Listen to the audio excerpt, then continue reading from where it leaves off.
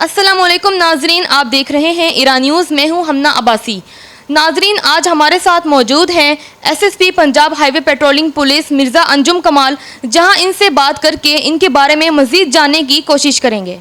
अस्सलामुअलैकुम सर, कैसे हैं आप? जी वालेकुम अस्सलाम, अल्हम्दुलिल्लाह, अल्लाह का शुक्र है। आप सुनाएं। मैं भी अल्हम्दुलिल्लाह बिल्कुल ठीक।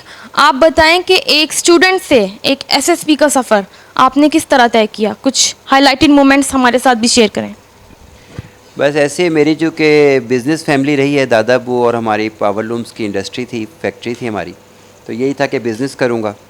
लेकिन बस आहिस्ता आहिस्ता एक वो एग्ज़ाम दिया और मैं पुलिस में आ गया। तो यूनिफॉर्म का मुझे शुरू से शौक़ था, तो जब मुझे पुलिस इंस्पेक्टर की जॉब मिल गई तो मैंने अल्लाह का शुक्र अदा किया कि चले ठीक हो गया। कितने साल हो गए आपको सर्व करते हुए? 25 साल। ग्रेट, 25 साल। आपने किस किस शहर में सर्विस दी अपनी? मेरी ज़्यादातर फैसलाबाद रेंज में रहा हूँ बतौर इंस्पेक्टर। चिन्योट, झंग, टोबा टेक सिंह, फैसलाबाद, फिर लाहौर भी रहा हूँ, सरगोदा भी रहा हूँ।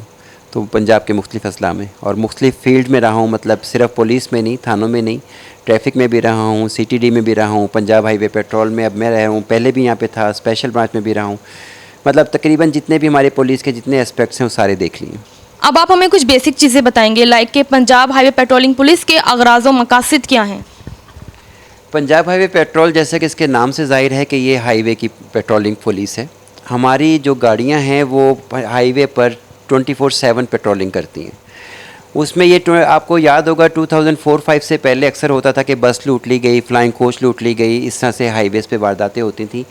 लेकिन जब से ये पंजाब हाईवे पेट्रोल कैंप पजीर हुई है तो वो वारदातें अब तकरीबन ना होने के बराबर हो गई हैं। तो हम लोग, हमारी जो गाड़ियां हैं, जहाँ जहाँ हमारी हाईवेज़ है, हमारी हर पोस्ट जो है उसका तकरीबन जो बीट एरिया है 25 to 40 किलोमीटर होता है। मतलब उसमें हमने हमारी पेट्रोल करना होता है 24/7, 24 घंटे करते हैं, कोई ऑफ़ नहीं होता। उसमें एक तो पेट्रोलिंग से ये फ़ायदा होता है कि आपका क्राइम कंट्रोल होता है।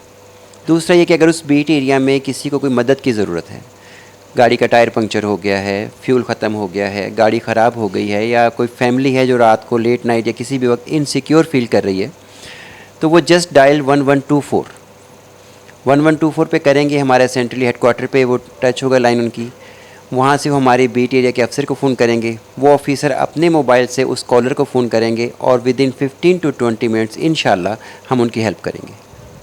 लोगों की वेलफेयर के लिए आप क्या नए इकदाम हैं जो कर रहे हैं? लोगों की वेलफेयर के लिए हम एक तो ये रोड पे हम इनकी, चूँकि ज़ाहिर है इंसान है, गलती भी होती है, लेकिन हम कोशिश करते हैं कि हमारे लड़के, हमारे ऑफिसर्स हर वक्त सड़क पे मौजूद रहें। उसके हवाले से हम इन्हें मोटिवेशन भी करते हैं। मैं कुरान और सुन्नत की रोशनी में भी समझाता हूँ कि नौकरी नीयत के साथ करें, अल्लाह की रज़ा के लिए करें। उसके अलावा एक सेलुलर कंपनी से भी मैंने कॉन्ट्रैक्ट किया है कि जिससे मुझे इनकी लोकेशंस पता लगती रहती हैं कि ये लोग ड्यूटी पे कितने बजे आए हैं, कब कहाँ पे गए, कितनी देर उन्होंने पेट्रोलिंग की है।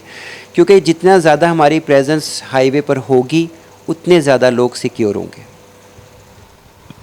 जराइम की रोकथाम और जो हादसा इतने बढ़ते जा रहे हैं आजकल रोड्स पे, उसके लिए क्या इकदाम आप कर रहे हैं? देखें, हादसात की जो बेसिक वजह है वो हमारे जो ड्राइवर्स हैं ना, वो रोड अवेयरनेस नहीं है, रोड सेंस नहीं उनमें। मतलब रोड सेंस और रोड ट्रैफिक बड़ी अलग सी चीज़ें होती हैं, लेकिन किसी को भी नहीं पता। हम पूरी कोशिश कर रहे हैं, हमारा जो एक यूनिट है, जो हमारे एजुकेशन यूनिट है, रिजवान भट्टी उसको हेड करते हैं, वो आलमोस्ट डेली बेसिस पे कैंप लगा रहे हैं। हम हाईवेज़ पे भी कैंप लगा रहे हैं, हम इंस्टीट्यूशंस में भी जा रहे हैं, हम मुख्तलिफ़ जगह पे जाके उन्हें बताना चाह रहे हैं। क्योंकि अनफॉर्चुनेटली पाकिस्तान में एक साल में 25 से 30 हज़ार लोग मरते हैं रोड एक्सीडेंट्स में, इतने जंगों में नहीं मरते। और उसकी बेसिक वजह सिर्फ यही है कि लोगों को रोड साइंस का, ट्रैफिक सेंस बिल्कुल भी नहीं है। वो हम पूरी कोशिश कर रहे हैं उनको एजुकेट करने की। मुख्तलिफ शहरों की डिफरेंट ट्रैफिक सेंस होती है, आपने इतने शहरों में सर्व किया है, फैसलाबाद की ट्रैफिक सेंस आपको किस तरह लगती है? तकरीबन पूरे पाकिस्तान की एक जैसी ही है, सिर्फ इस्लामाबाद में बेहतर है, लाहौर भी कंपैरेटिवली बेहतर है, कानून की सख्ती भी ज़्यादा वहाँ पे हो रही है, हम भी पूरी कर रहे हैं। लेकिन जहाँ पे आपका होगा ना, अगर तालीमी म्यार अच्छा होगा, वहाँ पे कम से कम वायोलेशन होती है, लोग समझते हैं। हमारे फैसलाबाद में अब आहिस्ता आहिस्ता बेहतरी आ रही है, क्योंकि हमारी ना रोड्स जो है ना बड़ी अच्छी बन गई पिछले 10-15 सालों में। लेकिन वो जो एक हमारी जो रोड सेंस थी वो इतनी डेवलप नहीं हो सकी।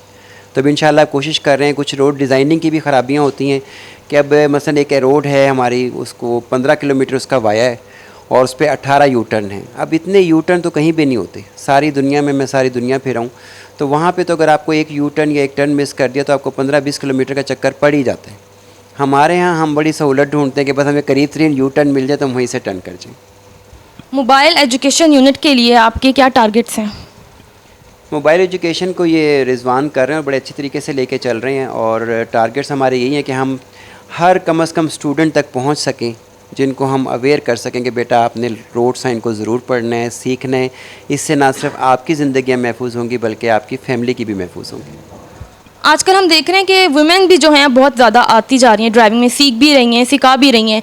तो इनकी अवेयरनेस के लिए आप क्या मैसेज देंगे, स्पेशली फीमेल्स को? देखिए, फ़ीमेल्स का ना बहुत ज़रूरी होता है, क्योंकि एक घर की माँ ना एक पूरी नस्ल तैयार करती है। अगर घर की माँ या घर की हमारी बेटी अपने सबको गाइड करे, अपने भाइयों को, अपने बाप को, अगर वो वन वे तोड़ते हैं, वो बैठी हुई वो रोकें कि पापा ऐसे ना करें, भाई ऐसे ना करें, और अपने बच्चों को भी ऐसी हिदायत दें, तो मेरा ख्याल है कि वो बहुत बड़ा रोल प्ले करेंगी इसको बेहतर बनाने में। वुमेन की अभी तक पेट्रोलिंग पुलिस में एंट्री मुझे नहीं लगता कि हुई है। तो अगर कोई इन फ्यूचर वुमेन आना चाहे पेट्रोलिंग पुलिस को सर्व करने के लिए, तो क्या क्राइटेरिया होगा उसको, उसकी क्या रिक्वायरमेंट्स हैं? नहीं, ऑलरेडी हमारे पास वुमेन सीटें मौजूद हैं और हमारी फ़ीमेल स्टाफ मौजूद है। वो हमारी पोस्टों पे भी तैनात हैं और वो हमारे साथ शाना बशाना नौकरी कर रही हैं। क्या क्राइटेरिया होता है? वो एक स्पेसिफिक होता है, हमारा ये नहीं होता कि मतलब एक पंजाब पुलिस का जो क्राइटेरिया है जिस सीट के लिए होगा उस हिसाब से उसका क्राइटेरिया होता है, जिसमें कुछ बेसिक होती है, एंड्योरेंस टेस्ट होते हैं, हाइट, फीमेल की हाइट एक कंपलसरी होती है, उसके बाद एक रनिंग का टेस्ट होता है, उसके बाद फिर किसी भी सर्विस के थ्रू इनका इम्तहान लिया जाता है। मतलब वो एक जो प्रोसीजर जो जैसे PCS का या CSS का होता है उसी टाइप की इंडक्शन होती है हमारी भी। एसएसपी मिर्ज़ा अंजुम कमाल अपनी फील्ड में तो बहुत ज़्यादा एनर्जेटिक, लॉयल और हार्ड वर्किंग है। अपनी फैमिली के साथ कैसे हैं? फैमिली के साथ तो ये फिर मेरी फैमिली बता सकेगी, मैं तो नहीं कह सकता। नहीं, किस तरह आप कितना टाइम उनको दे पाते हैं, किस तरह मैनेज करते हैं अपनी ड्यूटी भी, अपनी फैमिली भी? मैं 2000 में SHO रवा तैनात था, तो वहाँ हमारा मेरी मुलाकात हुई हमारे DIG साहब से, चौधरी याकूब साहब, जो बाद में IGP बने। उन्होंने उस वक्त मुझे एक गाइडलाइन दी थी। उन्होंने कहा था बेटा आपने अच्छा मैनेजर बनना है। तो मैं बड़ा हैरान हुआ कि इंस्पेक्टर और मैनेजर कुछ समझ नहीं आई बात। मैं कहा सर मैं समझा नहीं, मतलब मैं I am inspector and I am SHO, तो मैनेजर कहते नहीं, आपने बेटा टाइम मैनेज करना है। ऑफिस का टाइम ऑफिस को, दोस्तों का दोस्तों को, स्पोर्ट्स का स्पोर्ट्स को, फैमिली का फैमिली को। उसमें समटाइम्स आपको अपना आराम मारना पड़ता है। लेकिन मैंने अब इस बात को देखने के आज तकरीबन 21 साल हो गए। मैंने एक टाइम मैनेजमेंट की हुई है, मतलब मैं डेली स्पोर्ट्स भी करता हूँ। पिछले तकरीबन 30-35 सालों से टेनिस खेल रहा हूँ, वो भी खेलनी है। फैमिली को पूरा टाइम देना है, दोस्तों को पूरा टाइम देना है, ऑफिस को पूरा टाइम देना है। मतलब एक उस सर्कल के अंदर में, और अल्हम्दुलिल्लाह मेरा ख्याल है कि मुझसे किसी को शिकवा नहीं है। बहुत अच्छी बात है कि दोनों चीज़ों को बैलेंस रखना चाहिए। लोगों की आगाही के लिए आपका क्या विज़न है? बहुत ज़रूरी है कि सबको अवेयरनेस हो, और टाइम मैनेजमेंट के हवाले से भी मैं कहूँगा कि अपने आप को टाइम मैनेज करें, ताकि ना लाइफ बड़ी कंफर्टेबल हो जाती है। और अपने लिए स्पोर्ट्स का टाइम ज़रूर निकालें। ये मतलब टीन एज में या 20-25 साल की उम्र में स्पोर्ट्स करने से कोई फ़र्क नहीं पड़ेगा, लेकिन वो आपको पे करती है जब 40 और 50 क्रॉस करते हैं ना, फिर वो पे करना शुरू करती है, आपकी आदत बन जाती है। तो मैं सबसे ये ज़रूर रिक्वेस्ट करूँगा कि स्पोर्ट्स आपको वैसे भी आपकी शख्सियत बनाता है, आपको हार के जीतना सिखाता है, आपके अंदर पेशेंस आता है। तो स्पोर्ट्स की एक्टिविटीज़ लाजमी अडॉप्ट करें। कौन कौन सी स्पोर्ट्स में आप इंटरेस्टेड हैं? मैं तो खुद टेनिस का खिलाड़ी हूँ, टेनिस खेलता हूँ, इससे कबल बैडमिंटन खेलता रहा हूँ। मतलब ये अच्छी गेम है कि आपको 1 घंटा भी खेल लें तो आपके पूरे 24 घंटे की कमी पूरी जाती है। बाकी मेरी माशाल्लाह 3 बेटियाँ हैं, अल्लाह पाक उनको नेक नसीब करे, वो स्विमिंग चैम्पियन रही हैं। उनको भी मैं इसी तरह फोर्स करता हूँ कि बेटा स्पोर्ट्स नहीं आप लोगों ने छोड़नी। आप हमें बताएं कि स्पोर्ट्स की जो रिक्वायरमेंट है वो वुमेन के लिए कितनी ज़रूरी है? स्पोर्ट्स बेसिकली ज़रूरत ह्यूमन की है, वो मैन हो या वुमेन हो कोई फ़र्क नहीं पड़ता। बल्कि मैं समझता हूँ कि हमारी बहन बेटियों को ज़्यादा स्ट्रॉन्ग होना चाहिए, उन पे ज़्यादा जिम्मेदारियाँ आयद होती हैं। पूरा ख़ानदान लेके चलना, एक नस्ल को उन्होंने एजुकेट करना है, तो उन पे ज़्यादा जिम्मेदारी है कि वो स्पोर्ट्स को अपनाएं। एंड पे आप क्या पैगाम देना चाहेंगे लोगों को, अवेयरनेस देंगे पेट्रोलिंग पुलिस के हवाले से, रोड्स के रूल्स के हवाले से?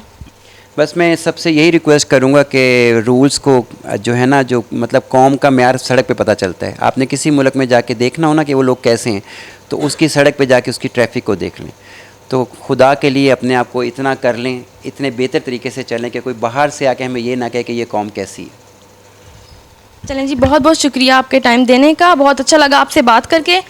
नाजरीन, हमारे साथ मौजूद थे SSP patrolling highway police Mirza Anjum कमाल, जिनसे हमने बात की और बहुत कुछ सीखने का मौका भी मिला। इसी के साथ मुझे और इरा न्यूज़ की टीम को दीजिए इजाज़त। अल्लाह निगहबान।